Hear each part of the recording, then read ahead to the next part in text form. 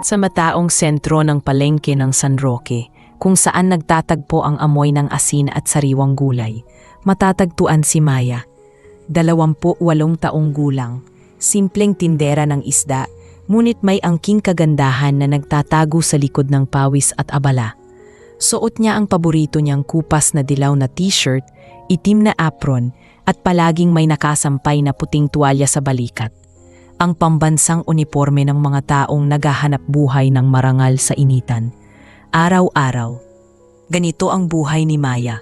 Sigawan ng presyo, tawad ng mga mamimili, at ang tunog ng kutsilyong humihiwa sa mga sariwang isda. Ngunit sa likod ng kanyang kasiglahan at tawa, may mabigat siyang pasanin. Ang kanyang inay, si Aling Lita, ay matagal nang may sakit sa bato at kailangan ng operahan. Halos naubos na ang kanilang ipon. At ang halagang kailangan ay parang usang bundok na hindi niya kayang akyatin. Maya, pabili nga ng kalahating kilo ng tilapia, sigaw ng isang suki. Opo, Inay Bising, ang pinakapili kong tilapia, sariwang-sariwa po yan, galing pa sa Bataan. Masayang tugon ni Maya, sabay kiskis ng kutsilyo. Habang abala siya sa paglilinis ng isda, isang kakaibang katahimikan ang biglang bumalot sa kanilang bahagi ng palengke. Napalingon ang mga kalapit niyang tindera. Tila may humintong kakaiba. Isang presensyang hindi karaniwan sa mundong iyon. Natanaw niya ang pinagmulan ng bulungan. Isang lalaki ang nakatayo sa dulo ng pasilyo, nakasuot ng napakakinis at napakamahal na dark gray na barong Tagalog. Ang kanyang tindig ay tuwid, may awtoridad, at ang kanyang mukha, kahit tinakpan ng kaunting anino mula sa bubong ng palengke, ay napakagwapo. Siya si Rafael Ibarra, ang nag-iisang tagapagmana at CEO ng Ibarra Group of Companies, isa sa pinakamalalaking kumpanya sa bansa. Naglakad si Rafael, ang kanyang sapatos na may kinang ay tumatapak sa basang semento na parang wala lang. Lumapit siya sa stall ni Maya at ang pagitan ng kanilang dalawang mundo ay tila lumiit. Magandang hapon, kalmado ngunit may katigasan ang kanyang boses. Walang bahid ng pagtataka o pandidiri sa paligid. Nataranta si Maya. Inakala niyang isa lang itong mayaman na naligaw. Magandang hapon din po, sir. Anong kailangan niyo? Baka po gusto niyo ng tilapia? O bangus? Napakasarap po ng talakitok na yon. Tumingin si Rafael hindi sa isda kundi direkta sa mga mata ni Maya. Ang titig niya ay seryoso, walang emosyon at tila sinusuri ang kanyang kaluluwa. Hindi ako naparito para mamili ng isda, miss, sabi niya, dahan-dahan. Nag-aalangal si Maya. Ah, ganun po ba? Ano po ang sadya niyo, sir? Inilabas ni Rafael mula sa loob ng kanyang barong ang isang nakapal na tumpok ng pera. Ito ay selyado, makikintab, at puro 1,000 piso na papel. Ang bigat ng bulto ay sapat para magpakaba kay Maya. Ito, 1,000,000 piso, anya, at inilapag ang pera sa ibabaw ng kanyang mesa ng isda, na tila isang ordinaryong bagay lang iyon. Kailangan ko ng serbisyo mo, Miss Maya Cruz. Nagulat si Maya. Napatigil ang paghinto ng kanyang kamay sa paglilinis ng tilapia. Dumaki ang kanyang mga mata at halos mapaiyak sa pagtataka. Ang mga matang iyon na sanay makakita ng hirap ay ngayon lang nakakita ng ganitong kalaking halaga na inialik sa kanya. Ano po? Serbisyo? Ano po bang klaseng serbisyo, sir? Tanong ni Maya. Tinitignan ang pera at si Rafael ng salit-salitan. Bumulong si Rafael. Mas pribado ang kanyang tono, ngunit sapat para marinig ni Maya. Gusto kong maging ina ka ng aking magiging anak. Bilang kapalit, ibibigay ko sa iyo ang pera na yan, agad-agad. Natigilan si Maya. Ang plastik na lalagyanan ng isda ay muntik nang mahulog sa kanyang kamay. Ang mukha niya ay namula sa gulat at sa labis na pagkabigla ay nakalimutan niya ang lahat ng tao sa paligid. Ang palengke ay tila naglaho. Tanging ang mukha lang ni Rafael at ang tumpok ng pera ang nakita niya. Anakin, ano pong ibig niyong sabihin, sir? Hindi ko po maintindihan. Halos pabulong na tanong ni Maya. Nag-iwas ng tingin.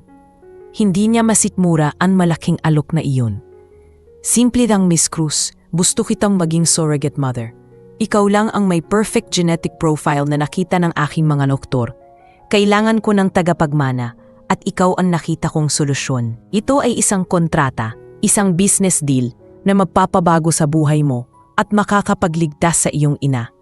₱1,000,000 para dito. Huminga ng malalim si Maya. Tinitigan niya ang tumpok ng pera, ang solusyon sa problema ng kanyang ina, at tinitigan niya si Rafael, ang pinagmulan ng kanyang pagkabigla. Umiling siya, at kahit nanginginig ang boses, tumanggi siya. Hindi po, pasensya na po sir, pero hindi po ako nagbebenta ng katawan ko, at lalong hindi po ako nagbebenta ng anak. Kahit gaano pa po kalaki ang perang yan, hindi ko po kayang gawin yan. Maraming salamat na lang po. Kinuha niya ang tumpok ng pera at ibinalik kay Rafael. Tiningnan lang siya ni Rafael. At sa unang pagkakataon, may bahid ng paghanga ang sumilay sa kanyang mukha. Hindi pa tapos ang usapan natin, Miss Cruz. Isipin mo ang kalagayan ng iyong ina. Babalik ako. At kung sakaling magbago ang isip mo, tatawagan mo ako. May iiwan akong numero ng aking personal assistant. Pagkasabi nito, naglakad na si Rafael paalis. Naiwan si Maya na tulala. Ang puso ay humahampas ng malakas. Sa kanyang kamay, may nariiwan siyang amoy ng matapang na pabango ni Rafael at ang business card na may numero ng personal assistant. Alam niyang hindi ito ang huli nilang pagkikita at ang alok na iyon ay magiging isang malaking pagsubok sa kanyang simpleng buhay. Ang 10 na inabot ni Rafael kay Maya ay isang marangyang gintong instrumento, mabigat sa kamay at parang napakalaki ng responsibilidad na dala nito. Matapos niyang pakinggan ang lahat ng paliwanag tungkol sa sakit ni Rafael at sa kalagayan ng kanyang ina, wala na siyang ibang pagpipilian. Ang pag-ibig sa ina ang nagwagi sa kanyang matibay na prinsipyo. Ibinaba ni Maya ang gintong 10 at bago niya tuluyang isulat ang kanyang pangalan, tiningnan niya si Rafael sa mata. May isang kondisyon ako, Ginoong Ibarra. Kailangan nating maging malinaw dito. Sabi ni Maya, ang boses ay matatag kahit nanginginig ang kalooban. Hindi po ako magiging laruan ninyo. Ang pinirmahan ko ay kontrata para sa isang bata, hindi para sa sarili ko. Walang romansang magaganap. Trabaho lang. Kapag naibigay ko na po ang anak ninyo, aalis po ako. Iyon ang magiging dulo ng lahat. Nagulat si Rafael sa tibay ng loob ni Maya. Inasahan niyang magiging sunod-sunuran ito dahil sa pera. Ngunit may dangal itong ipinagtanggol. Tumango siya. Tinatawag namin iyan na privacy and no contact clause sa aming kontrata. Nakasaad na rito na ang lahat ay magiging propesyonal. Tanggap ko ang kondisyon mo, Miss Cruz. Ang ₱1,000,000 ay para sa buhay ng inay mo. At ang bata ay magiging akin lang. Walang magiging emosyonal na koneksyon. Yun na ang huling salitang kailangan ni Maya. Sa gitna ng mamahaling coffee shop, sa pagitan ng CEO at ng simpleng tindera ng isda, pinirmahan ni Maya ang kontrata. Tiniyak agad ni Rafael na iproseso ang paglipat ng ₱1,000,000 upang masimulan na ang pagpapagamot kay Aling Lita. Pagkatapos ng pagpirma, nagkaroon ng biglaang pagbabago sa buhay ni Maya. Ang unang bahagi ng kontrata ay ang pagsailalim sa serye ng medikal na pagsusuri o ang tinawag nilang stress testing at medical evaluation. Mula sa palengke, napadpad si Maya sa pinakamataas at pinakamarangyang ospital sa Maynila na pag-aari ng kumpanya ni Rafael. Ang mga silid ay puro salamin at puti. May amoy ng alcohol at luxury. Taliwas sa amoy ng isda at sikat ng araw na nakasanayan niya. Dito ipinakita ang laking pag-iingat ni Rafael para sa kanyang magiging anak. Ang mga doktor at nurse ay mga certified specialists na dinala pa mula sa ibang bansa. Tuwing dumarating siya sa ospital, magkasama silang umuupo ni Rafael sa waiting area. Ngunit tarang dalawang estranghero pa rin. Si Rafael ay nakatutok sa kanyang tablet, nagtatrabaho, habang si Maya ay tahimik na nagmamasid sa labas ng bintana. Nag-iisip kung paano niya maipapaliwanag kay Aling Lita ang biglaang swerte na dumating sa kanila. Ang inay mo inilipat na namin sa VVIP suite. Ang operasyon niya ay nakatakdang gawin sa susunod na linggo. Biglang sabi ni Rafael, hindi tumitingin kay Maya. Huwag kang mag-alala, inayos na ng legal team ko ang lahat ng papeles para masigurong hindi ka makakasuhan sa paglayo mo sa palengke. Salamat po, maikli at formal na sagot ni Maya. Kahit panatulungan na niya ang kanyang ina, may kirot sa dibdib niya dahil kailangan niyang umalis sa palengke. Nagdahilan siya na mayroon siyang nahanap na trabaho sa probinsya bilang isang tagapamahala ng resort. Para lang walang magtanong sa kanya, dumating ang araw ng genetic compatibility testing. Ito ang araw na nagsimula ang kanilang business transaction. Ang buong proseso ay napaka-formal, walang personalan. Ang pagkuha ng dugo, ang seryosong mukha ng mga doktor at ang mga salitang ginagamit nila ay pawang teknikal. Nakita ni Maya na parang isang makina lang siya na pinapagana at si Rafael ang nagmamaneho. Pero sa gitna ng lahat ng formalidad, nagkaroon ng isang sandaling hindi inaasahan. Habang hinihintay ang resulta, kailangang mag-usap sila tungkol sa mga gusto nilang pangalan para sa bata. Bilang bahagi iyon ng kontrata, kailangan nilang pagkasunduan ang pangalan. Gusto ko ang lalaki ay maging simple lang, sabi ni Maya, nagpapanggap na kalmado. Simple? Hindi pwede. Siya ang tagapagmana ng Ibarra. Dapat may bigat ang pangalan niya. Mabilis na sagot ni Rafael. Ang bata po ay lalaking Pinoy, sir. Kailangan pa rin po ng puso. Gusto ko po, Mateo, kung lalaki. Ang ibig sabihin ay regalo ng Diyos, paliwanag ni Maya, habang unti-unting nakikita ang sarili na nagmamalasakit sa batang hindi pa niya dala. Sa sandaling iyon, tinitigan siya ni Rafael at nakita niya ang damdamin sa mata ni Maya. Sa maikling pagtatalo na iyon, tila lumitaw ang pagiging tao ni Rafael at ang kanyang pagiging ama. Sumagot siya ng may ngiti, hindi dahil sa negosyo, kundi dahil sa sinseridad ni Maya. Mateo, sige, maganda ang ibig sabihin. Mateo Ibarra.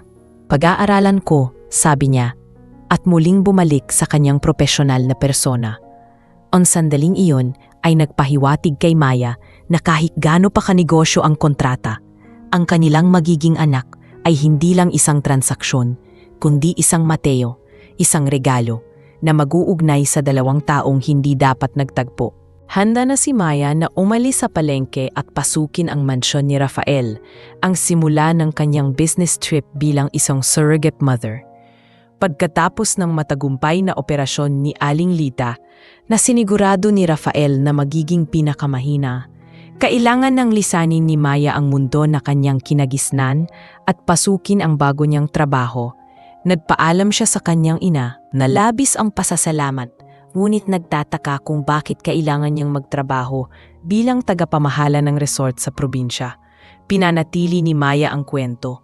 Hindi niya maaaring ipaalam kay Aling Lita ang totoong sitwasyon dahil alam niyang hindi ito papayag. Isang itim na kotse na kasing haba ng kanyang tindahan ng isda ang sumundoy kay Maya mula sa ospital at nadala sa kanya patungo sa mansyon Ibarra. Habang patalapit sila, parang lumalayo si Maya sa mundo. Ang mga gate ay matatangkad at bakal na binabantayan ng mga gwardiya. Ang daan patungo sa bahay ay nababalutan ng luntiang halamanan at mamahaling mga eskultura. Ang mansyon Ibarra ay hindi lang bahay, ito ay isang palasyo. Napakalaki, gawa sa marmol, na may mga malalaking bintana na nagpapakita ng loob na puno ng gintong dekorasyon. Ang lahat ay tahimik, malinis, at walang bahid ng buhay na nakasanayan ni Maya sa maingay at masayang palengke. Bumaba si Maya mula sa sasakyan, dala ang kanyang nag-iisang maletang puno ng simpleng damit at ang malaking baul ng pangamba.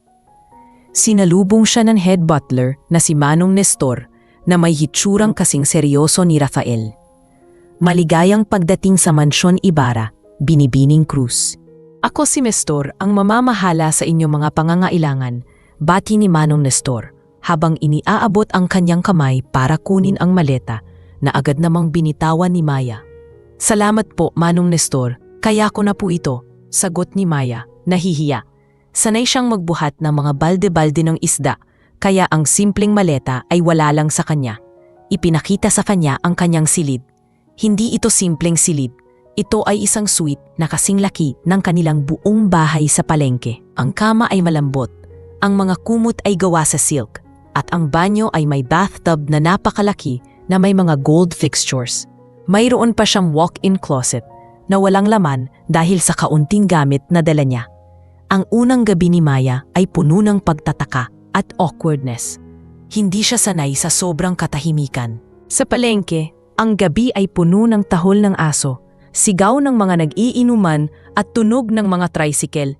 Dito, tanging ang tunog lang ng kanyang sariling paghinga ang naririnig niya. Kinabukasan, nagsimula ang culture shock. Sa almusal, nakita niya si Rafael na nakaupo sa dulo ng mahabang mesa, nagbabasa ng dyaryo. Mayroong 3 maid na nag-aabang lang sa kanyang tabi. "Magandang umaga, Ginoong Ibarra," bati ni Maya. "Magandang umaga, Miss Cruz. Kumain ka na? Ang iyong diet ay mahigpit na pinaplano. Ang lahat ng pagkain ay organisado," tugon ni Rafael. Hindi man lang tumitingin sa kanya. Pagkaupo ni Maya, agad siyang sinerbisyuhan ng isang maid na may mga gintong kubyertos. Ang plato niya ay mayroong mga pagkaing hindi niya kilala, mga prutas na bihira niyang makita, at toast na may exotic jam. Nang kukunin niya ang kape, gusto sana niyang gumamit ng kutsara para tikman ang init nito, ngunit hinawakan ni Manong Nestor ang kanyang kamay. Binibining Cruz, ang ganyang saucer ay para sa mainit na tubig. Mayroong silver na kutsarita para sa kape, pabulong na paalala ni Manong Nestor na ikinahiya ni Maya. Pagdating sa tanghalian, nagkaroon ng clash sa kusina. Sa kontrata, kailangan ni Maya na magkaroon ng sariling lutuin na Pinoy dahil ito ang nakasanayan niya at alam niyang mas makakatulong sa kanyang kalusugan. Nagpasya siyang magluto ng sinigang na isda, ang paborito niya. Nakita siya ng executive chef na si Chef Ricardo na may mataas na posisyon sa Mansyon Ibarra. "Miss Cruz, ano po ang ginagawa ninyo?" "Ang aming kusina ay mayroon ng menu na inihanda para sa inyo," mariing tanong ni Chef Ricardo. "Ay chef, gusto ko lang po sana ng sinigang na isda, para maiba lang po. Masarap din po ito sa kalusugan, lalo na't sariwang-sariwa ang isda na binili ko," paliwanag ni Maya. Sabay labas ng isang malaking talakitok na binili pa niya mula sa isang kaibigan sa palengke. Natawa si Chef Ricardo. "Isda mula sa palengke? Binibining Cruz, ang lahat ng isda na inihahanda namin ay galing pa sa exclusive supplier na certified. Hindi kami tumatanggap ng mga unbranded na pagkain dito. Pero sariwang-sarila po ito, chef.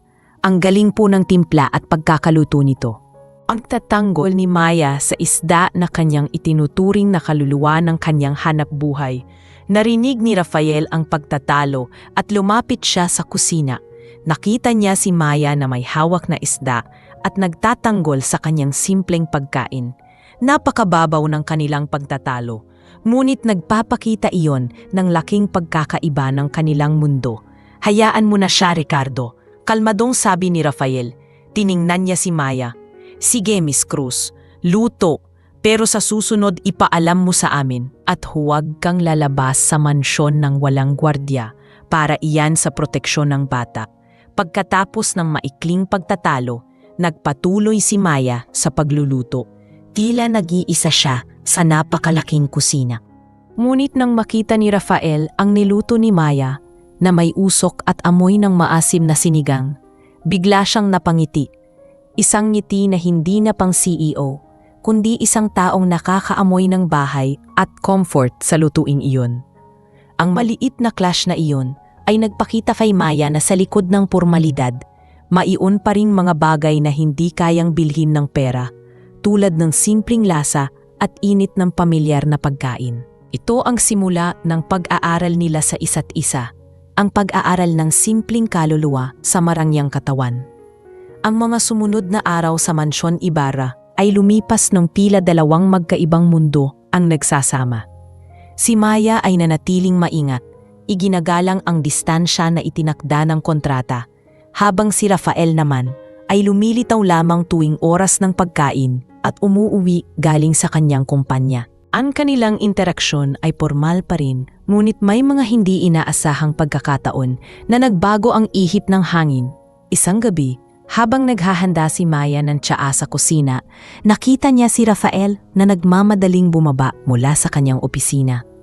May hawak siyang isang maliit at lumang larawan. Nagkagalit sila dahil sa isang simpleng bagay, ang paggamit ni Maya ng isang mamahaling kagamitan sa kusina na hindi niya alam na pangkolekta pala. Miss Cruz, paano mo nagawang hawakan ang antique na iyon? Alam mo ba kung gaano kaimportante iyan? Matigas na tanong ni Rafael at sa unang panakataon ay nakita ni Maya na nagalit ito. Hindi CEO na nagbigay ng utos, kundi isang lalaking nag-aalala sa nawalang bagay. Pasensya na po, Ginoong Ibarra. Akala ko po ay ordinaryong pinggan lang iyan. Ginamit ko po kasi ito para paglagyan ng paborito kong merienda, paliwanag ni Maya, na nagtataka kung bakit labis ang pag-aalala nito sa isang bagay nagawa lang naman sa porselana. Pwede naman po tayong bumili ng bago, hindi po ba? Mas marami pa po kayong pambili niyan. Nagdilim ang mukha ni Rafael. Hindi mo naiintindihan, Maya. Ang bawat bagay dito ay may kwento. Ang mga bagay na binili ng pera ay pwedeng mapalitan. Pero ang mga alaala, hinding-hindi. Iyan ang pagkakaiba natin. Hindi mo kailanman maiintindihan ang halaga ng sentimental na bagay dahil ang buong buhay mo ay umiikot sa praktikal na halaga ng bawat isa. Huwag niyo po akong husgahan, Ginoong Ibarra. Hindi porke galing ako sa palengke at wala akong yaman ay wala na akong pakialam sa alaala. Matapang na sagot ni Maya, napipikon sa pagmamaliit ni Rafael. Ang tindahan ko po, hindi man mamahalin, pero puno po yun ng alaala ng pagtatrabaho ng aking pamilya. Hindi ko po yun papalitan kahit gaano pa kalaki ang inyong mansyon. Sa pagitan ng kanilang pagtatalo, aksidenteng na itulak ni Rafael ang isang malaking frame ng litrato sa pader. Nabagsak ito at nabasag. At doon, sa gitna ng mga nabasag na salamin, lumitaw ang larawang hawak niya kanina. Larawan ito ng isang magandang babae na may napakalungkot na ngiti. Ang kanyang ina. Biglang nanahimik si Rafael. Ang galit sa kanyang mukha ay napalitan ng matinding lungkot at sakit. Napaupo siya sa marmol na sahig. Hinawakan ang larawan na tila ito na lang ang natitirang hawak niya sa mundo. Nagulat si Maya. Lumapit siya. Dahan-dahang lumuhod at nakita niyang luhang dumaan sa matigas na pisngi ni Rafael. Ito ang unang pagkakataon na nakita niya ang CEO na lumuha. Ang vulnerability na papaalala sa kanya na si Rafael ay isa lang ding tao. Siya ang aking ina, pabulong na sabi ni Rafael, habang pinipigil ang pag-iyak. Nawala siya nung bata pa ako. Ang tanging alaala na iniwan niya sa akin ay ang mga simpleng bagay, lalo na ang pinggan na ginawa niya. Ang tanging pamilya na alam ko ay ang trabaho at ang pangangailangan na magkaroon ng sariling pamilya bago ako mamatay. Nang marinig iyon ni Maya, nagbago ang lahat. Ang CEO na ubod ng yaman, may apocalyptic disease at may napakalungkot na buhay ay parang isang bata na nawalan ng ina. Ang kanyang pagiging malamig ay hindi kayabangan kundi baluti sa kanyang labis na kalungkutan. Pasensya na po, Ginoong Ibarra. Hindi ko po alam, sabi ni Maya, malumanay. Kinuha niya ang basahan at nagsimulang linisin ang mga bubog. Hindi po lahat ng alaala ay nasa mamahaling bagay. Minsan nasa puso lang po. At nakikita ko po, may puso po kayo, Rafael. Sa sandaling iyon, tinawag ni Maya si Rafael sa kanyang pangalan. Walang formalidad, walang kontrata, at walang Miss Cruz o Ginoong Ibarra. Tumingin si Rafael sa kanya, nabigla sa pagbabago ng tawag. Ang totoo, Maya, kaya kita pinili dahil ikaw ang kabaligtaran ng lahat ng nakasanayan ko. Ikaw ang simpleng mundo na hinahanap ng aking ina. Pag-amin ni Rafael. Ang pagiging masipag mo, ang pagiging totoo mo, iyon ang gusto ko para sa magiging anak namin. Hindi ang pagiging mayaman ko o ang yaman ng aking apelyido. Dahil sa pagtatalo at misunderstanding na ito, nagkaroon ng koneksyon ang dalawa. Hindi na sila boss at empleyado o tagapagbayad at surrogate. Sila ay dalawang tao na parehong nagtatago ng kanilang kalungkutang at pinagsasama ng pangangailangan. Ang pananaw ni Maya kay Rafael ay nagbago. Hindi siya ang mapagmataas na CEO, kundi isang lalaking nag-iisa at naghahanap ng pamilya. Mula noon, nagkaroon ng tahimik na pag-unawa sa pagitan nila. Bagamat pinanatili pa rin nila ang distansya, ang bawat tingin at bawat salita ay may dalang bigat ng pagkakakilala at empatiya. Ang inis at galit ni Maya ay napalitan ng awa at kaunting pag-aalala. Ang simula ng isang damdamin na hinding-hindi nakasaad sa kanilang kontrata. Bagamat naging mas magaan ang pakiramdam ni Maya kay Rafael, matapos ang kanilang hindi inaasahang pag-uusap tungkol sa namayapan nitong ina, nanatili pa rin siyang preso sa ginto. Ang Mansyon Ibarra ay isang napakagandang kulungan. May mga maid at butler na umaasikaso sa lahat ng kanyang pangangailangan. Ngunit ang bawat oras ay mabigat at puno ng katahimikan. Walang mga nagtitinda na sumisigaw, walang amoy ng basa at sariwang isda, at walang mga tawanan ng mga kaibigan na walang humpay sa pag-iingay. Ang kaluluwa ni Maya ay nalulunod sa sobrang linis at sobrang katahimikan. Araw-araw, pagkatapos ng kanyang medical check-up, napapatingin siya sa bintana. Nais makita ang mundong kanyang iniwan. Ang kanyang ina ay nasa bahay na, ligtas at malakas. Salamat sa pera ni Rafael. Ngunit dahil dito, lalo siyang nakaramdam ng pangungulila. Napagtanto niya na ang palengke ay hindi lang pinagkukunan ng kanyang kabuhayan. Ito ang kanyang buhay, ang kanyang pagkatao. Isang hapon, nakatanggap si Maya ng tawag mula sa kanyang matalik na kaibigan at kasamahan sa tindahan, si Aling Nena. Sinabi ni Aling Nena na mayroong bagong tindera na inupahan ang kaibigan niya upang pansamantalang mamahala sa kanyang stall, at ito raw ay tila hindi marunong magtimpla ng yelo para sa isna. Ito ay isang maliit na bagay, ngunit sapat na iyon upang maramdaman ni Maya na kailangan siyang bumalik. Kailangan niyang makita ang kanyang tahanan. Nagbalak siyang lumabas. Nagdahilan siya kay Manong Nestor na kailangan niyang bumili ng isang partikular na uri ng herbal tea para sa morning sickness. Agad namang pumayag si Manong Nestor at nag-alok na ipasundo ang tea, ngunit nagpumilit si Maya. Alam niyo na po, Manong Nestor, gusto ko pong ako mismo ang pumipili. Mas gusto ko po sa Divisoria. Mas mura po kasi. Nakangiting pagdadahilan ni Maya na sadyang binanggit ang Divisoria para paniwalaan siyang simpleng mamimili pa rin siya. Bagamat mayroong security escort si Maya, sinigurado niya na maghihiwalay sila sa isang mataong lugar. Agad siyang sumakay sa isang jeepney at nagtungo sa palengke. Nang makita niya ang mga sikat ng araw na tumatama sa mga balde, ang mga bubong na gawa sa yero, at ang alingasnas ng mga gulay at isda, para siyang nakahinga ng maluwag. Ito ang amoy ng pag-asa, pagod at buhay. Tumuloy siya sa kanyang stall. Maya, sigaw ni Aling Nena at agad siyang niyakap nito ng mahigpit. Buhay ka pa, akala namin binitbit ka na ng mga alien sa yaman mo. Doon, sa gitna ng kanyang stall, kinalimutan ni Maya na buntis siya sa anak ng isang CEO. Kinuha niya ang tabo at sinimulan niyang ayusin ang yelo sa mga balde. Nagtawanan sila ni Aling Nena tungkol sa mga customer na masungit at sa mga bagong chismis sa lugar. Para siyang tubig na ibinalik sa kanyang ilog. Masaya, malakas at umaagos.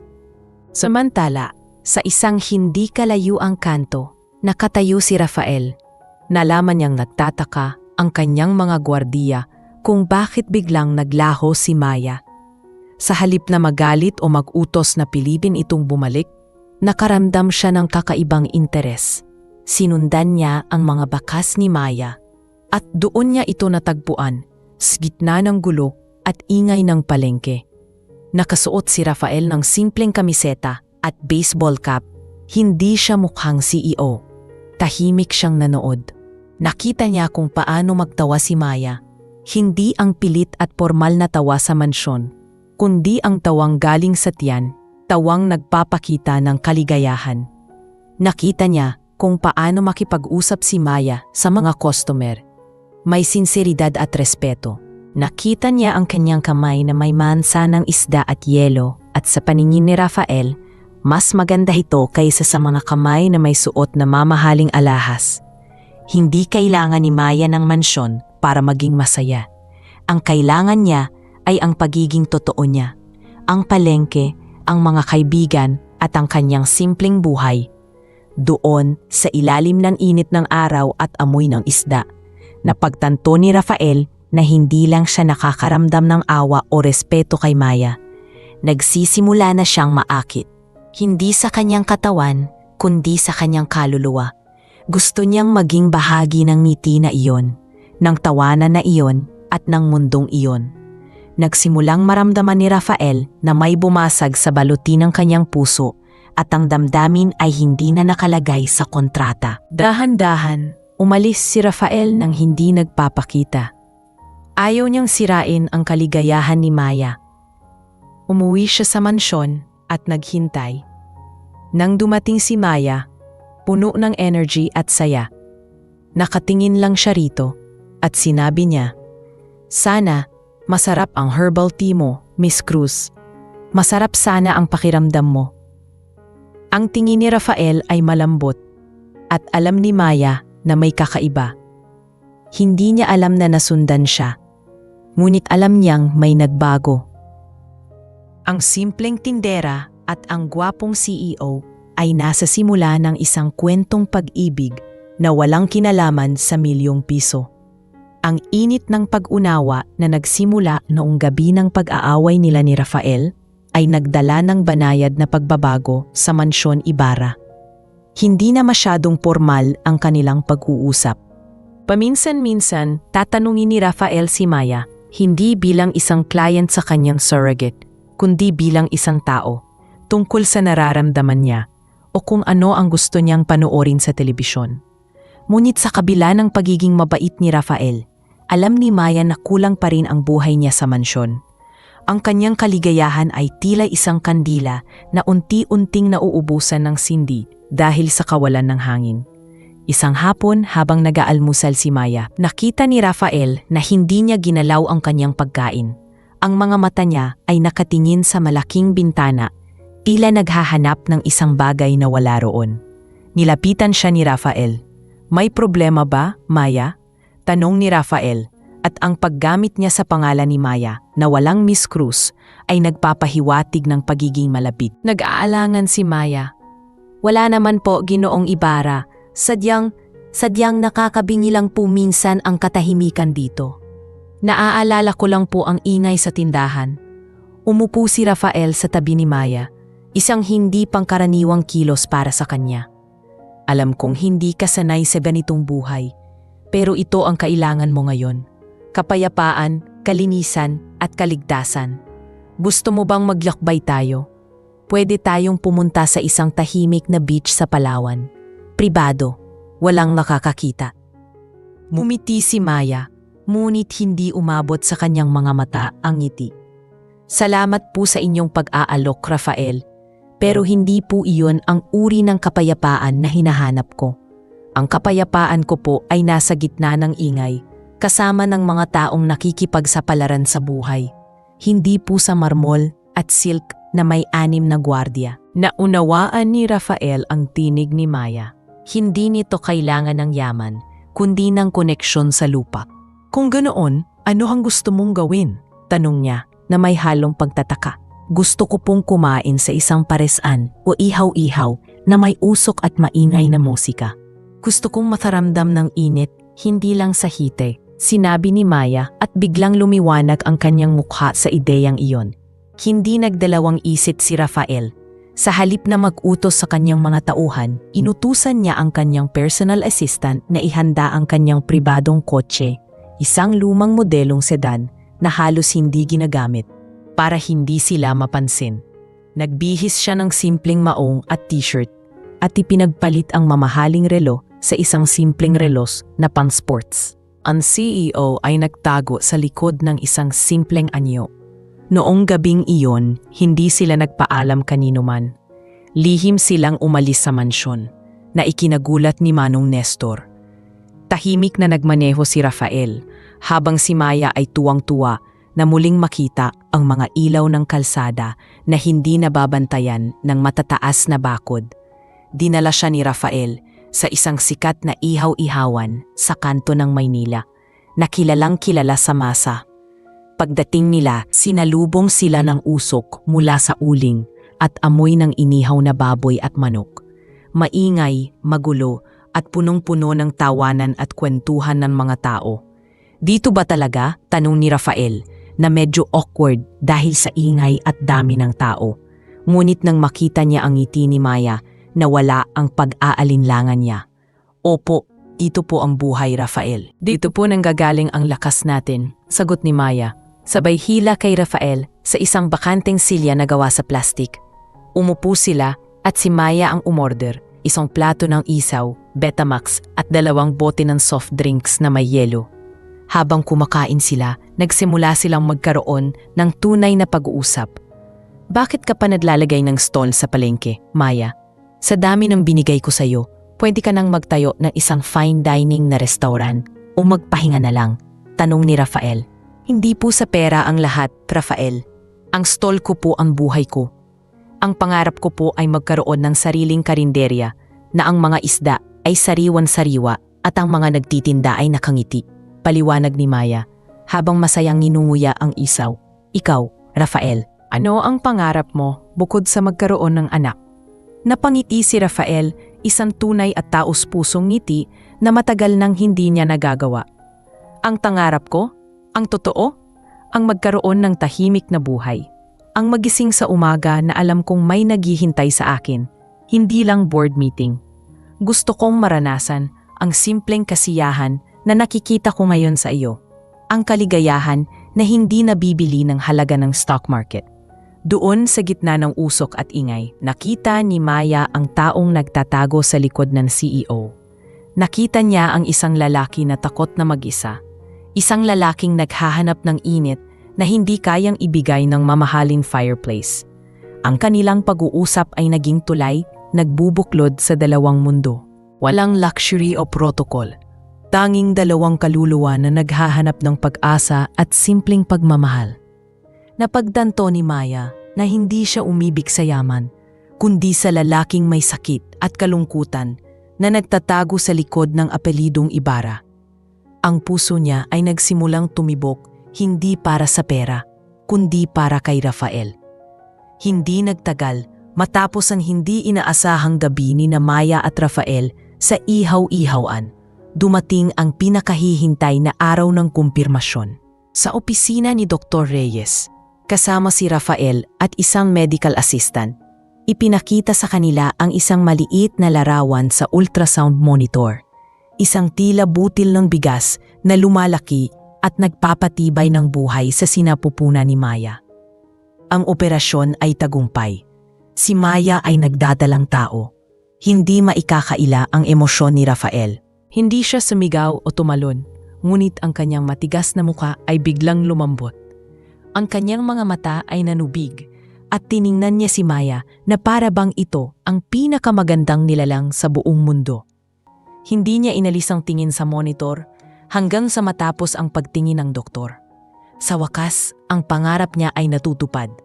Mula sa sandaling iyon, nagbago ang lahat. Ang corporate CEO na si Rafael ay naglaho. Pinalitan siya ng isang sobrang maalalahanin at overprotective na ama. Ang mansyon ay naging isang pribadong ospital at daycare center ng sabay-sabay. Araw-araw may bagong utos si Rafael. Huwag kang bumaba ng hagdan ng walang kasama, Maya. Baka mayulas ka. Pinuno niya ang walk-in closet ni Maya ng mga damit na gawa sa pinakamalambot na tela at sapatos na walang takong.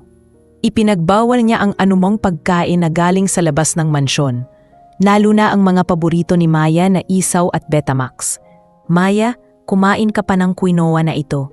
Puno ito ng nutrisyon para sa bata. Seryosong sabi ni Rafael, habang nakatayo sa tabi ni Maya, tinitingnan ang bawat subo nito. Rafael, pangatlong platito na ito. Busog na ako. Protesta ni Maya. Masyado mo naman akong ginagawang royal baby. Isang bata lang ito, hindi isang prinsipe. Pero ito ang buhay ko, Maya. Ang bata na ito ang magpapatuloy ng pangalan ko at ikaw ang nagdadala sa kanya, walang magiging problema. Wala akong hahayaang mangyari, giit ni Rafael na ang boses ay puno ng pagmamahal na nakatago sa likod ng pag-aalala. Ang labis na pag-aalaga na ito ay nagpalapit sa kanila. Sa tuwing mararamdaman ni Maya ang pagduduwal o pagod, si Rafael ang unang tumatakbo.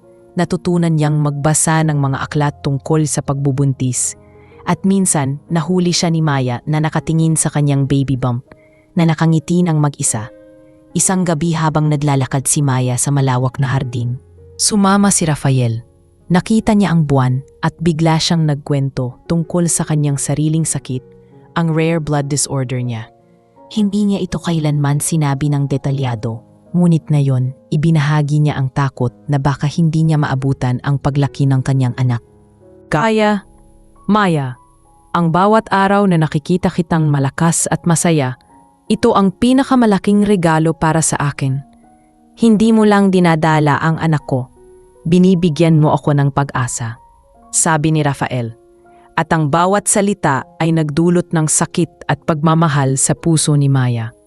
Sa puntong ito, hindi na niya maikakaila sa sarili niya. Ang matinding pag-aalaga ni Rafael, ang kanyang biglaang vulnerability at ang katotohanan na may bit-bit silang bagong buhay, lahat ng ito ay nagpabagsak sa pader na itinayo ni Maya. Siya ay nahuhulog na. Hindi sa milyon-milyong piso, kundi sa lalaking handang ibigay ang lahat, maging ang kanyang sarili, para lang maging isang ama. Nagbabago na sila. Sa gabi, kapag nagpapahinga sila sa magkahiwalay na silid, madalas na iniisip ni Maya kung ano kaya ang pakiramdam na maging asawa ni Rafael. Ang maging tunay na ina ng anak na ito.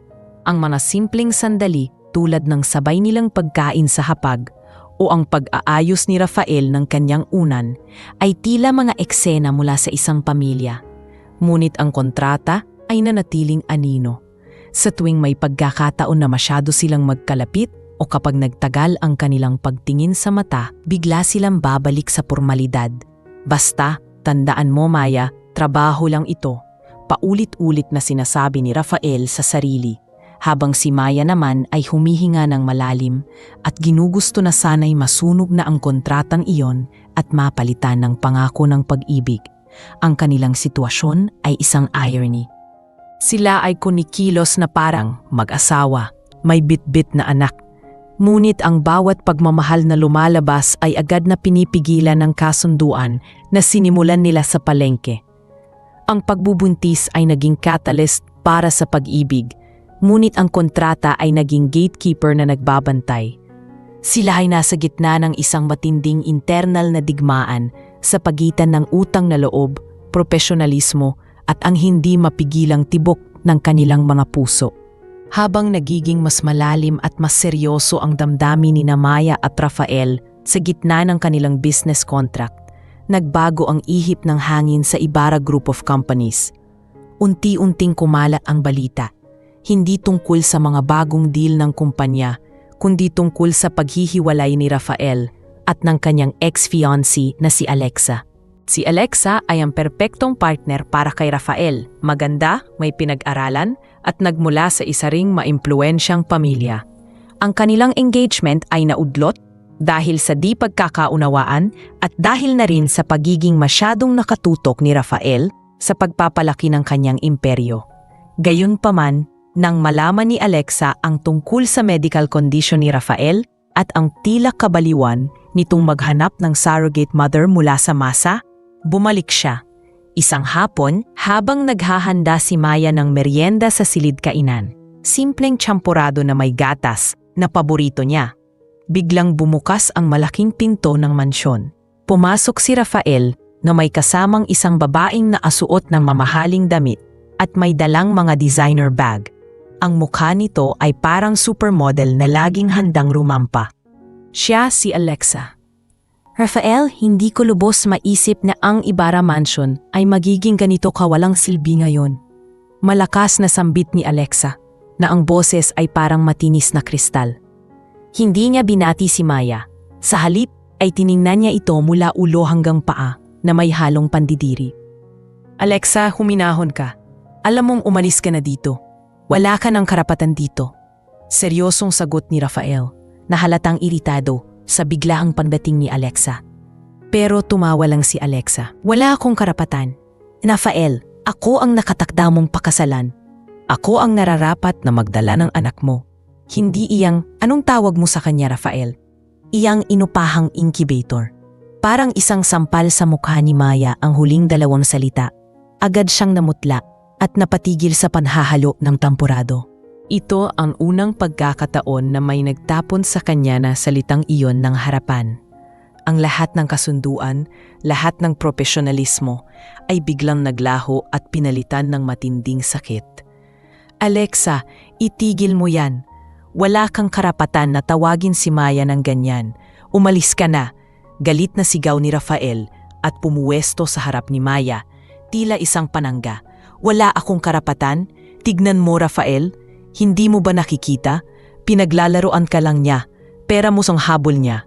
Sino ba siya? Isang tindera ng isda na nagbebenta ng katawan para sa kanyang pamilya. Hindi siya karapat-dapat na maging bahagi ng pamilyang ito. Paninira ni Alexa habang tinitingnan si Maya ng may mapanghusgang ngiti. Lalong umiinit ang ulo ni Rafael, ngunit bago pa man siya makasagot, nagsalita si Maya. Naninginig ang kanyang boses, ngunit may matinding tigas. Hindi ko po alam, Ma'am Alexa, kung sino po ang mas karapat-dapat. Ang alam ko lang po, hindi ako nagbebenta. Nagtrabaho ako ng marangal para sa aking pamilya. At ang kontrata ko kay Rafael ay malinaw. Hindi ako pumunta dito para maging asawa niya o para kunin ang posisyon niyo. Ang akin po ay ang tulungan si Rafael sa kanyang pinakamalaking pangarap, paliwanag ni Maya. Habang pinipilit niyang huwag umiyak, tumingin si Alexa kay Rafael at nakita niya ang matinding pag-aalala at pagmamahal sa mata ni Rafael para kay Maya. Ito ang nagpasiklab lalo sa inggit ni Alexa. Huwag kang magkunwari, Maya. Ang bawat babae ay naghahanap ng pagkakataon na tumalon mula sa palengke papunta sa penthouse. Sa tingin mo ba, gusto ka ni Rafael na maging ina ng kanyang anak? Gusto lang niya ang iyong sariwang dugo at pagkatapos mo siyang bigyan ng tagapagmana, itatapon ka niya pabalik sa isdaan mo. Hindi mo ba nakikita ang sarili mo? Isa talang kasangkapan? Ang bawat salita ni Alexa ay tumagos sa puso ni Maya. Hindi man totoo, ngunit may bahagi sa kanya na natatakot na baka tama si Alexa. Sa sandaling iyon, ang lahat ng matatamis na tingin ni Rafael, ang kanilang simpleng gabi sa ihaw-ihawan, at ang lahat ng kanyang pagmamahal na lumalaki, lahat ay tila nawalan ng halaga. Tumakbo si Maya palabas ng silid kainan, habang hinahabol siya ni Rafael. Maya, sandali. Huwag mo siyang pakinggan. Sinungaling siya. Sigaw ni Rafael. Ngunit huli na ang lahat. Ang pag-aalinlangan ay nabuo na sa puso ni Maya. Bumalik si Rafael kay Alexa na galit na galit. Umalis ka, Alexa. Na yun na. At wag kang babalik dito. Banta ni Rafael at ang lamig sa kanyang boses ay nagparamdam kay Alexa na seryoso ito. Ngunit ang pinsala ay nagawa na.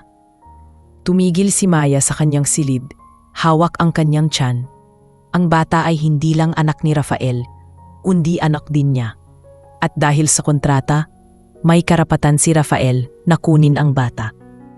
Ang katotohanan ay masakit. Hindi niya pwedeng maging hadlang sa buhay ni Rafael. Hindi siya karapat-dapat na manatili sa mundong ito. Ang tanging paraan para maging masaya si Rafael ay ang gawin ang nararapat. Ang umalis at ibalik si Rafael sa kanyang mundo kung saan nabibilang siya at ang kanyang anak. Matapos ang madilim na pag-atake ni Alexa, naramdaman ni Maya ang bigat ng katotohanan. Kahit gaano pa katamis ang pag-aalaga ni Rafael o gaano man katindi ang tibok ng kanyang puso para sa gwapong CEO, nananatili siyang isang inupahang incubator sa mata ng mundo. Alam niya na ang kanyang pagiging tindera ay magiging isang balakid, isang mantsa sa marangal na pangalan ni Rafael Ibarra. Ang pag-ibig niya kay Rafael ay naging mas malaki kaysa sa kanyang sariling kaligayahan. Kailangan niyang umalis, hindi para sa pera o para sa kanyang sarili, kundi para kay Rafael. Sa gitna ng gabi, habang mahimbing na natutulog ang buong mansyon, naghanda si Maya sa kanyang pag-alis. Hindi siya nagdala ng anumang mamahaling bagay na ibinigay ni Rafael. Isinuot niya ang kanyang lumang damit, ang paborito niyang t-shirt na may mantsa ng tinta at ang maluwag na pantalon na ginagamit niya sa palengke. Kinuha niya lang ang kanyang sling bag na naglalaman ng kanyang wallet at identification card. Kahit ang natitirang pera niya mula sa unang installment ay iniwan niya sa lamesa, kasama ang lahat ng kanyang personal belongings na galing sa mansyon. Isinulat niya ang isang simpleng liham na punong-puno ng sakit at pagmamahal. Inilagay niya ito sa ibabaw ng kanyang unan, kasama ang diamond bracelet na binigay ni Rafael noong unang trimester niya. Isang simpleng pamamaalam na walang pag-asa o pangako. Mahal kong Rafael, nagsimula ang sulat na para bang nagpapaalam siya sa isang matagal nang nawawalang kaibigan. Salamat sa lahat ng kabutihan at pag-aalaga. Alam kong hindi ako nababagay sa mundong ito at hindi ko kayang sirain ang iyong buhay o ang kinabukasan ng ating anak. Ang pag-ibig ko sa bata ay sapat na para hayaan ko siyang maging masaya at marangal kasama ka sa mundong alam niyang babagay siya. Hindi ako ang ina na karapat-dapat sa iyo. Ang kontrata ay tapos na. Pangangalagaan ko ang bata at pagkatapos niyang isilang, tutuparin ko ang ating kasunduan. Huwag mo akong hanapin. Hayaan mo akong bumalik kung saan ako nabibilang. Sa palengke, malaya at masaya ako. Salamat. Sana'y maging masaya ka. Maingat siyang lumabas sa bintana, dahan-dahang lumabas sa malaking bakuran at humingi ng tulong sa isang security guard na hindi gaanong nakakakilala sa kanya para tawagan siya ng taxi. Wala siyang dinala na anuman mula sa mansyon, tanging ang kanyang pagmamahal at ang bata sa kanyang sinapupunan. Pagsikat ng araw, nagising si Rafael na puno ng panghihinayang dahil sa pangiinsulto ni Alexa kay Maya. Gusto niyang humingi ng tawad at ipaliwanag kung gaano niya kamahal si Maya. Agad siyang nagtungo sa silid ni Maya, ngunit ito ay walang tao. Tahimik ang silid at ang kama ay hindi nagagalaw. Napadako ang tingin niya sa unan. Ang sulat. Habang binabasa ni Rafael ang sulat, unti-unting nanlamig ang kanyang katawan. Ang salita ni Alexa na kasangkapan ay tila tumama kay Maya at ngayon, ang takot niya ay nawala na at siya'y nawala na rin. Hindi siya kasangkapan. Hindi ko siya tatanggapin bilang isang tagapagbigay lang ng tagapagmana. Sigaw ni Rafael na parang nababaliw. Ang pinakamalaking takot niya ay hindi ang pagkawala ng kumpanya, kundi ang pagkawala ng pag-ibig. Agad na inutusan ni Rafael ang lahat ng kanyang tauhan at gwardya na hanapin si Maya. Hindi siya pumunta sa opisina.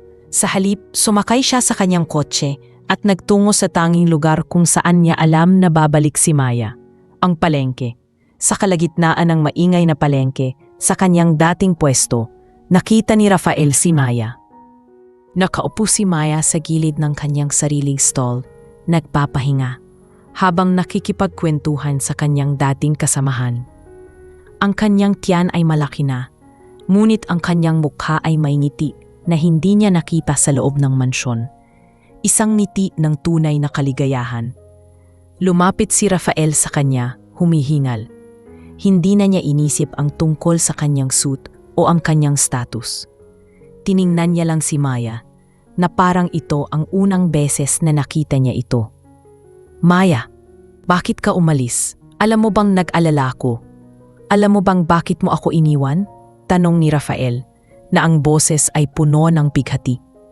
Tumayo si Maya, kalmado ngunit may lungkot sa mata. Rafael, alam kong ginagawa ko ang tama. Hindi tayo nababagay. Ang mundong ito ay sa iyo. Hindi ko kaya na maging dahilan para maging mas mababa ang tingin sa iyo ng ibang tao. Kinuha ni Rafael ang mga kamay ni Maya. Ang hawak niya ay matibay at puno ng pagmamahal. Hinarap niya si Maya at sa gitna ng amoy ng isda, sibuyas at sariwang gulay, sa gitna ng libu-libong tao na tumitingin sa kanila, nagsimula siyang magtapat. Hindi totoo iyan, Maya. Hindi ako ang nagsasabi niyan, si Alexa iyon. At hindi mahalaga kung ano ang tingin ng iba. Simula nang dumating ka, nagbago ang buhay ko. Ang bawat sandali, ang bawat tawa, ang bawat pag-aalala para sa bata ay dahil sa iyo. Hindi kita gusto dahil sa kontrata. Hindi ko lang gusto ang bata, kundi gusto ko ikaw, Maya. Biglang namuo ang luha sa mata ni Rafael. Hindi niya ito pinigilan. Mahal kita, Maya, hindi bilang surrogate, hindi bilang tindera, kundi bilang babae na nagdala ng liwanag at pag-ibig sa buhay ko. Wala nang kontrata. Kalimutan mo na iyon. Hindi ko kailangan ng pera mo. Ang kailangan ko ay ikaw. Pakiusap, bumalik ka. Bumalik ka sa akin, hindi bilang obligasyon, kundi bilang ang babae na gusto kong maging asawa ko. Ang pagtatapat ni Rafael ay nagwasak sa lahat ng pader ni Maya. Ang bawat salita ay totoo at nanggaling sa puso ng CEO na ngayon ay isang simpleng lalaki lang na nagmamakaawa para sa pag-ibig. Niyakap niya si Rafael ng mahigpit. Sa wakas ay naramdaman ang tunay na pagmamahal na lampas sa pera at status. Matapos ang madamdaming pagtatapat ni Rafael sa gitna ng palengke, tuluyan nang nag-iwan ng bakas ang kanilang pag-ibig sa gitna ng masa. Niyakap ni Maya si Rafael ng mahigpit at doon sa kanilang simpleng pinanggalingan, pinili nilang ipagpatuloy ang kanilang kwento. Pero alam nila na ang pag-ibig ay hindi lang sapat. Ang pinakamalaking laban nila ay hindi ang pera o ang kontrata, kundi ang pagtanggap ng mundo at ng kanilang pamilya. Nagbesisyon sina Rafael at Maya na bumalik sa mansyon. Ngunit bago pa man sila makarating doon, nakatanggap si Rafael ng tawag mula sa kanyang ina, si Doña Elena. Hindi niya inaasahan ang matinding galit at pagkadismaya sa boses nito. Nalaman ni Doña Elena ang pagtatanggal ni Rafael sa kontrata at ang pag-alis ni Maya, pati na ang pagmamakaawa ni Rafael sa isang tindera sa mata ng publiko. Kinahapunan, hindi pa man nakakakuha ng pahinga sina Maya at Rafael, dumating ang buong Ibarra family sa mansyon. Si Doña Elena ay matigas at seryoso, kasama ang kanyang panganay na kapatid na babae ni Rafael, si Sofia, na may sarili ring kumpanya. Ang kanilang pagtingin kay Maya ay puno ng panghuhusga at pagdududa. Rafael, anong kalokohan ito? Agad na bungad ni Doña Elena. Alam mo ang apelidong Ibarra ay may bigat. Ang bata ay tatanggapin namin dahil dugo namin iyan. Pero ang ina, tiningnan niya si Maya mula ulo hanggang paa. Hindi mo pwedeng sirain ang reputasyon mo para lang sa isang simpleng babae na umasa sa kontrata. Ina, mahal ko si Maya, seryosong sagot ni Rafael. At hindi siya simpleng babae. Siya ang nagbigay buhay at pag-asa sa akin. Hindi mo alam kung gaano ako kasaya nang dumating siya. Ang pera, ang status, lahat yan ay walang kabuluhan kung walang tunay na pagmamahal at pamilya. Pag-ibig? Ang pag-ibig ba ang magpapatakbo sa Ibarra Group of Companies? Ang pag-ibig ba ang haharap sa Board of Directors? Singit ni Sofia na nakataas ang kilay. Sa tingin mo ba, Maya, kaya mo maging asawa ni Rafael? Alam mo ba kung paano makitungo sa mga mayayamang negosyante? Kaya mo bang hawakan ang high society? Nanginginig man ang boses, tumugon si Maya. Alam ko po ang lugar ko, Ma'am Sofia. Hindi ko po inasam ang inyong mundo. Pero ang pagmamahal ko po kay Rafael ay totoo. At kung ang pagmamahal ko po ang tanging kapital na mayroon ako, sisiguraduhin kong magiging karapat-dapat ako. Hindi ko po siya sinisira, pinalalakas ko po siya. Hindi nagbago ang tindig ni Doña Elena. Hindi sapat. Ang apelyido namin ay hindi pwedeng madumisan. Kung talagang mahal mo si Rafael, umalis ka na lang at kukunin namin ang bata. Iyan ang tanging paraan para maging masaya siya. Doon na nagpasiya si Rafael. Huwag ninyo akong bigyan ng pagpipilian, ina, dahil kapag ginawa ninyo iyan, pipiliin ko si Maya. Handa akong talikuran ang lahat para sa kanya at sa anak namin. Sa tindi ng tensyon sa mansyon, nagdesisyon si Rafael na magbigay galang sa pamilya ni Maya. Dinala niya si Maya, kasama ang ilang matitinong driver, pabalik sa palengke. Ang layunin niya ay ipakita sa pamilya ni Maya kung gaano siya kaseryoso. Pagdating nila, Sinalubong sila ng ina ni Maya na si Aling Nena. Malakas at masigla na ito matapos ang operasyon at ang kanyang kaligayahan ay kitang-kita. Rafael, anak, salamat sa pag-aalaga mo sa anak ko. Alam kong hindi ka lang mayaman, kundi may ginto ka ring puso. Sabi ni Aling Nena at niyakap niya si Rafael ng mahigpit na tara bang matagal na silang magkakilala. Ikinuwento ni Rafael ang nangyari. Imbes na husgahan, naging malaking suporta ang pamilya ni Maya. Ang kanyang ina na may simpleng karunungan ay nagsabing, "Huwag kang mag-alala, Rafael.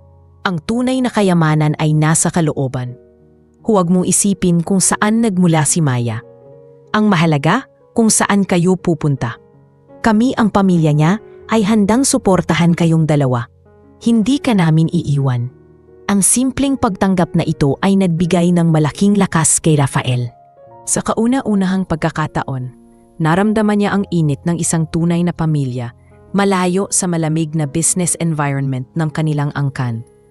Dahil sa katigasan ng desisyon ni Rafael at ang napakalaking pagbubuntis ni Maya, nagbigay ng ultimatum si Doña Elena.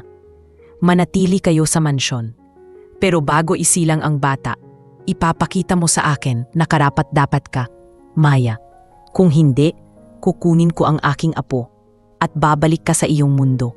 Walang kasal na magaganap hanggat hindi ka karapat-dapat sa apelido. Bagaman masakit ang kondisyon, tinanggap ni na Maya at Rafael ang hamon. Alam nila na ang kanilang pag-ibig ay haharap sa matinding pagsubok at ang pagdating ng bata, ang tanging pag-asa na magkakaisa ang lahat. Bumalik sila sa mansyon, pero ngayon bilang 2 taong nagmamahalan na magkasamang hinaharap ang malamig na pagtingin ng mundo ni Rafael. Ang pag-aalaga ni Rafael kay Maya ay lalong tumindi dahil alam niya na anumang oras, isisilan na ni Maya ang bunga ng kanilang kontrata na naging bunga ng kanilang pag-ibig. Ang mga huling linggo ng pagbubuntis ni Maya ay napuno ng matinding tensyon sa mansyon. Walang araw na hindi naramdaman ni Maya ang bigat ng pagtingin ni Doña Elena na naghihintay lang ng anumang pagkakamali o kahinaan ni Maya. Nanatili si Doña Elena at si Sofia sa mansyon, hindi para tulungan si Maya, kundi para bantayan si Rafael at tiyakin na walang kasal na mangyayari bago isilang ang tagapagmana. Ngunit sa gitna ng lamig ng pamilya Ibarra, naroon naman ang init ng pag-aalaga ni Rafael na halos hindi na pumapasok sa opisina. Lahat ng pangangailangan ni Maya ay inasikaso niya, patunay na hindi na trabaho ang kanilang relasyon, kundi tunay na pagmamahalan. Isang gabi, habang mahimbing na natutulog si Rafael sa tabi niya, nagising si Maya dahil sa matinding kirot sa kanyang tiyan. Hindi ito tulad ng simpleng cramp. Ito ay malalim at sunod-sunod. Sa sandaling iyon, alam niyang nagsisimula na ang panganganak. Maingat niyang ginising si Rafael. "Rafael, gising. Parang oras na," bulong ni Maya habang nakahawak sa kanyang tiyan at pinipilit na ngumiti. Agad namang nagising si Rafael at ang lahat ng pagiging seryoso niya ay napalitan ng labis na kaba at pag-aalala. Sa loob ng ilang minuto, ang dating CEO ay naging isang lalaking balisa. Hindi malaman kung ano ang unang gagawin. Tumawag siya sa kanyang personal na doktor at inutusan ang driver na ihanda agad ang sasakyan.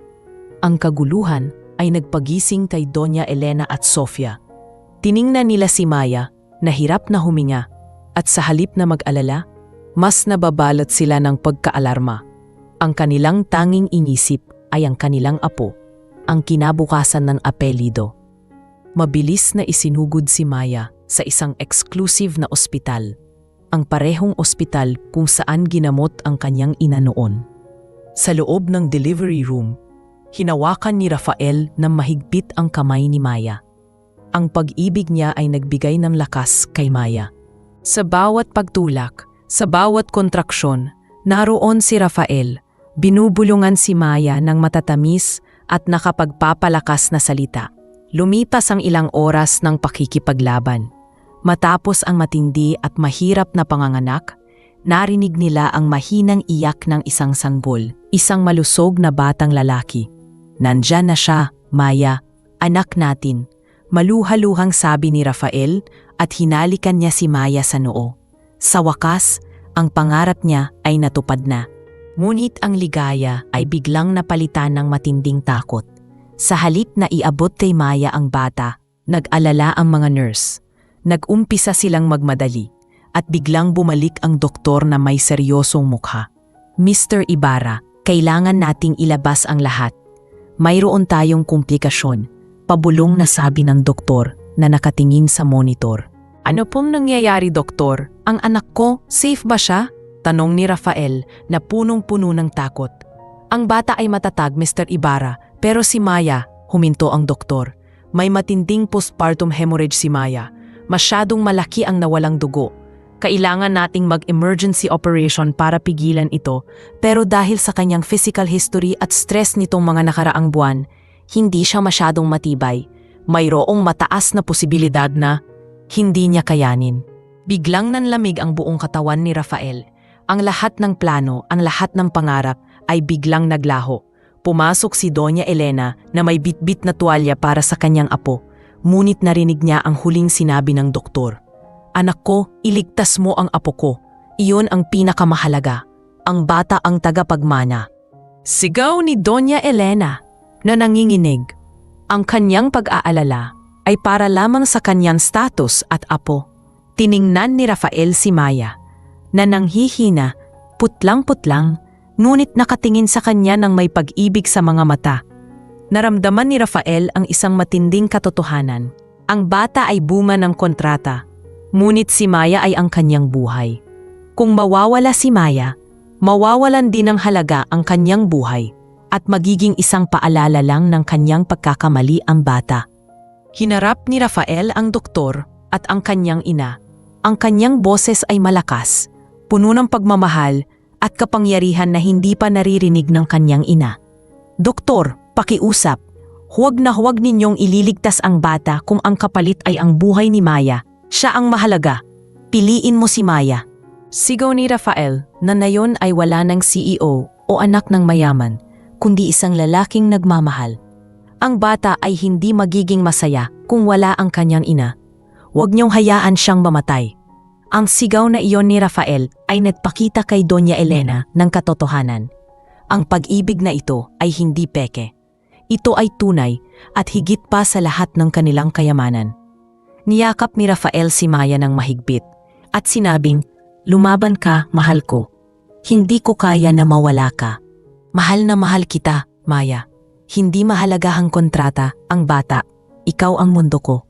Hinalikan niya si Maya at pagkatapos ay pilit siyang inilabas ng mga nurse. Ang huling nakita ni Rafael ay ang pinto ng operating room na dahan-dahang nagsara. Iniwan siyang nakatayo doon, hindi sigurado kung ang pag-ibig niya ay sapat na para iligtas ang buhay ng babaeng nagbigay buhay at pag-asa sa kanya. Ang lahat ay nasa kamay na ng tadhana. Walang kasiguraduhan, walang kaligtasan. Ang mga sandali sa labas ng operating room ay tila tumigil para kay Rafael. Nakatayo siya doon, balisa, ang isip ay bali-baliktad. Ang kanyang mata ay hindi na nakakakita ng mga share market reports o corporate mergers, kundi ang putlang mukha ni Maya. Sa gilid niya, si Doña Elena, na kanina ay galit at nag-aalala para sa kanyang apo, ay biglang natahimik. Nakita niya ang tindi ng pagmamahal ng kanyang anak. Ang sigaw ni Rafael na, "Piliin mo si Maya," ay tumatak sa kanyang puso. Noon niya napagtanto na ang apelyidong Ibarra ay hindi lamang tungkol sa pera, kundi tungkol din sa tunay na pagmamahal at sakripisyo. Pagkaraan ng halos 4 na oras, lumabas ang doktor. Agad na tumakbo si Rafael patungo sa kanya, nag-aabang sa hatol ng tadhana. "Doktor, kumusta po?" Halos hindi makahinga si Rafael. Mumiti ang doktor, isang miting nagdala ng malaking ginhawa sa lahat. "Ligtas si Maya, Mr. Ibarra. Nagtagumpay kami sa pagpigil ng pagdurugo. Matibay ang asawa ninyo. Ang kanyang determinasyon na mabuhay para sa inyo at sa bata ang nagligtas sa kanya." Tiningnan ng doktor si Rafael. "Ang inyong desisyon na unahin siya ang nagbigay sa amin ng lakas na iligtas siya, kahit na may mataas na peligro. Ang inyong sanggol ay matatag at malusog, kasalukuyang nasa nursery. Napaupo si Rafael sa sobrang kaligayahan.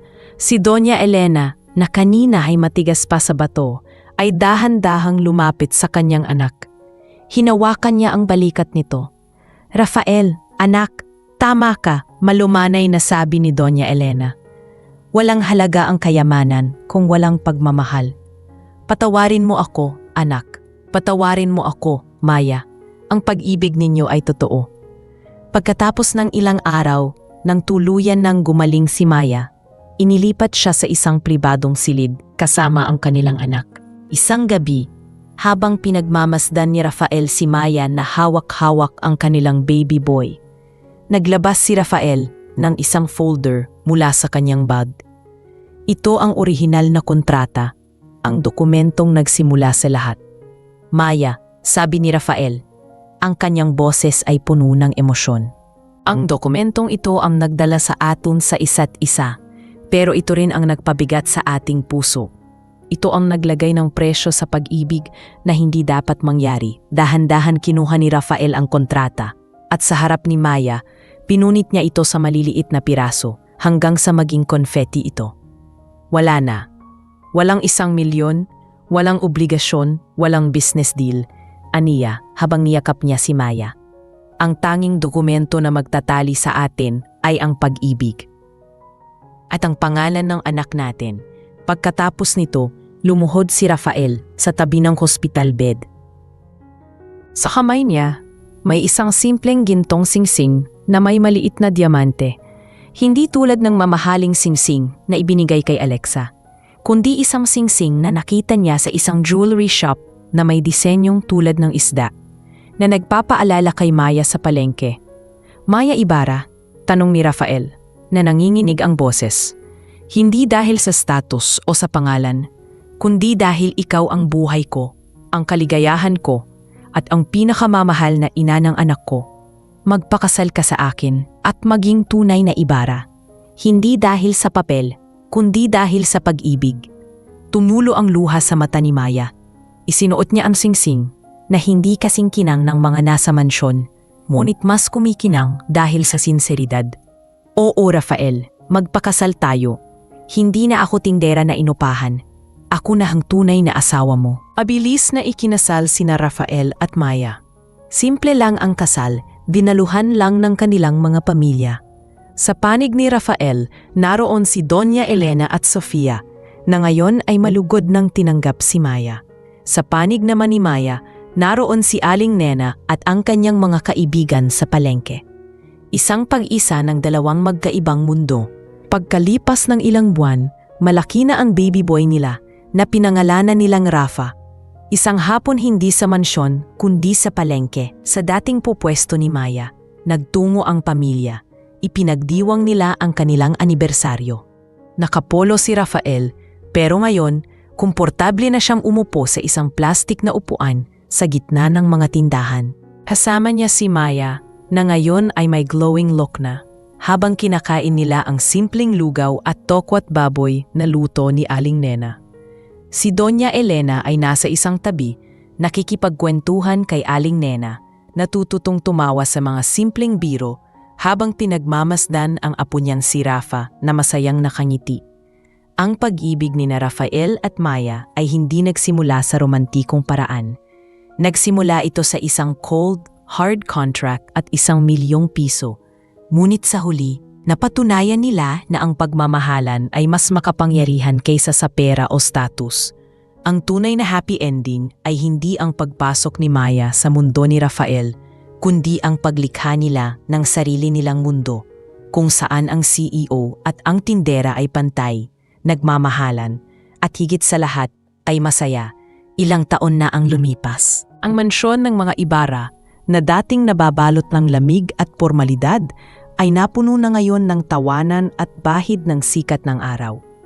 Hindi na ito isang museo na puno ng mamahaling furniture, kundi isang tahanan. Sa hardin, nagtatanim si Maya ng ilang simpleng gulay na nakasanayan niya doon sa probinsya. Habang naglalaro si Rafa, na ngayon ay 3 taong gulang na, kasama ang kanyang ama. Ang mga Ibarra ay hindi na ang dating pamilya na ang batayan ng halaga ay ang apelido o ang balanse sa bangko. Sila na ang pamilya na ang pundasyon ay ang simple at tapat na pag-ibig na nagmula sa palengke.